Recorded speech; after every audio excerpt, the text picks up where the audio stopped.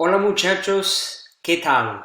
Aquí tienen las instrucciones a su proyecto para el capítulo 3A about your daily routine, or a day in the life of you, if you will. So for chapter 3A, you will be assessed on your ability to describe what you do over the course of a day, or a weekend, or a week. You could even highlight the activities that you do over the course of spring break coming up. But essentially, what you're going to be assessed on is your ability to correctly conjugate AR, ER, and IR verbs in the present tense. And then to also use vocabulary that you have become familiar with over the course of this year. Your eating habits, dietary habits, using the verbs comer, to eat, and beber, to drink. And then the vocabulary that we've looked at. Your class schedule, which is chapter 2A, where you guys laid out your A and B day schedule in Espanol and the periods that you have each of your classes.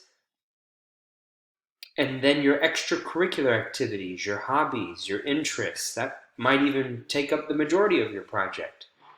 Escuchar música, leer, dibujar, nadar, practicar deportes, jugar videojuegos, escribir, bailar, cantar. So I think you're going to find it, probably the issue will be whittling it down to 20. And I think where you might get lost is you want to express yourself exactly as you would in English, and you need to kind of let go of those expectations. You need to, with all due respect, modify, not limit, but modify your expectations for yourself in the language that you use, and try to use the language that you're familiar with. Start there, and then if you want to augment your writing with some expressions that or words that you might not be familiar with, well, then you can use Spanish Dictionary, the website that I've shown you guys throughout the year, to do that. But the primary focus of this project is really conjugating verbs. So what I would recommend that you do to get started is just brainstorm. Think about your typical routine.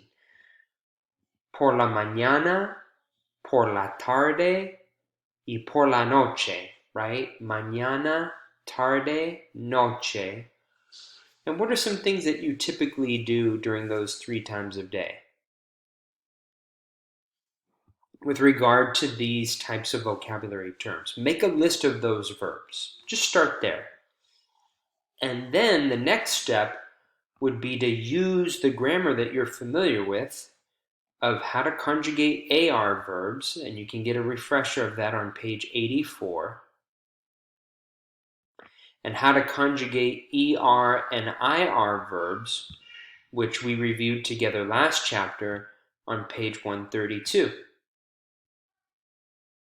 And if you want an overall refresher of how to conjugate verbs, some additional resources I provided for you guys in modules, and I think it was module 2A, if I'm not mistaken, where it says Gramática Repaso, present tense of regular AR verbs.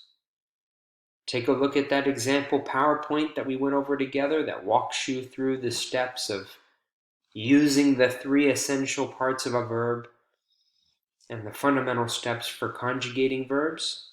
A tutorial that walks you through that process. And then also that infamous o, as, a, amos, an, to jog your memory of what those present tense endings are.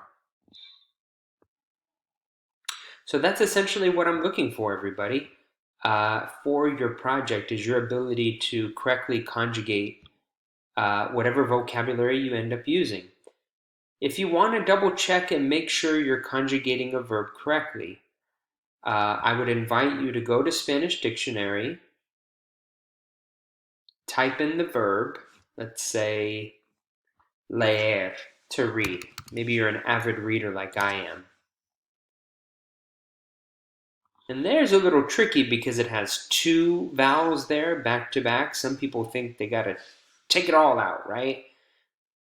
If you want to double check if you're conjugating verbs correctly, after typing in the verb, looking it up in the dictionary, you can go to the conjugation tab.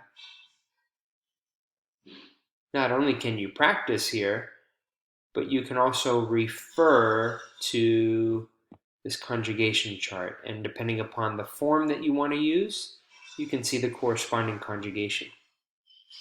If you guys are doing a video and you want to read your sentences, right, which you're welcome to do, and you want to know the pronunciation, you can practice the pronunciation there too. So Spanish Dictionary, you're more than welcome to use as an academic resource for this assignment. Just make sure also that, of course, you have 20 conjugations and that you have the time and time of day included in your responses. I believe it's page 8. Way at the beginning of the year, we went over time. So page 8 in the textbook will walk you through how to express time in Espanol. Also, if you go into modules again in our Canvas course, I give you a lot of resources for how to express time in Espanol. And if you want to see an example project that shows, a full sentence with the times provided, you can click here for an example PowerPoint. Now, this example PowerPoint uses verbs that you're not familiar with. And again, I would caution you to use verbs that we've not gone over. I would encourage you to use this vocabulary. But you can use it as an example to see essentially all I'm looking for is your verb conjugated correctly, right, according to the form perspective. And then the time and time of day needs to be written out, not in numerical form the way it shows up on your phone, right? You need to write it out the way it's said in Espanol. So I'm essentially looking for 20 of these, right?